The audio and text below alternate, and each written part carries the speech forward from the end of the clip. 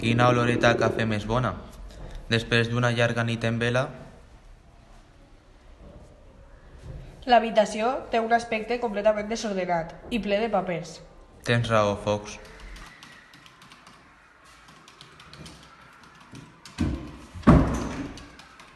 Hola, John. Hola, Isabela. Què fas tu per així? Davant de les pantalles treballant tota la nit. I tu? Jo tinc molta fam i estic buscant algo que menjar. En la cuina hi ha cafè si vols.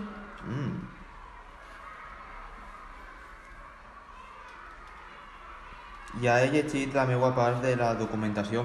Estic segura que treballarem molt bé junts. Ja està.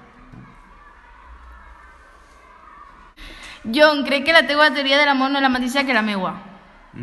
Quines teories? Jo pense que estar mort no és que es detinga el cor ni que no respires, ja que un cop pots estar hores sense batec, igual que sense respirar. Per a tu, què és estar mort? Quan no hi ha activitat cerebral a l'encèfal. Per a mi, estar mort és quan no respires ni tens batec. Veig que serà molt complicada la nostra convivència. No necessàriament. Em sembla molt bé.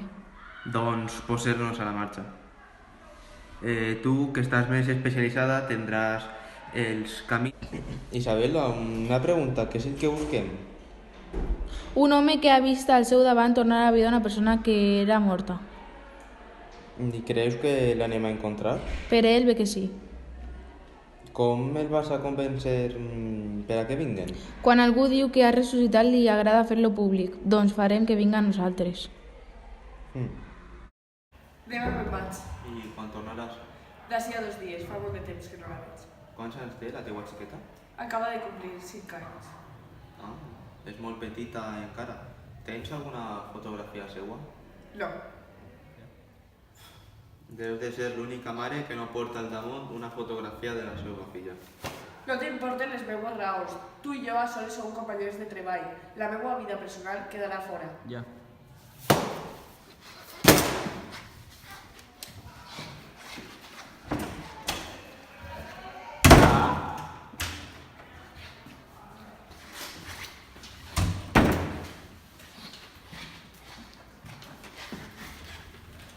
Aquesta és la meva filla i és autista. Als 4 mesos li van detectar la malaltia contínua. No es mou, no parla. Estarà en l'hospital on jo treballi i a soles puc fer que mirar-la, sin poder fer res més.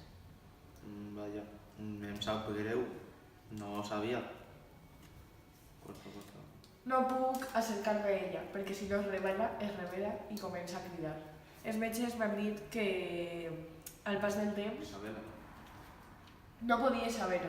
Ara ja entens perquè no sóc una mare plena de fotografies i que comenta qualsevol anècdota amb la de Marcel. I Jo sóc l'única que m'encarregue d'ella i la tinc en un hospital amb infermers i infermeres. Però treballes per ella? Aquesta és la teva motivació per la investigació dels cervells, de les neurones, i vols descobrir les alteracions que provoca la ment perquè una persona s'estiga morint.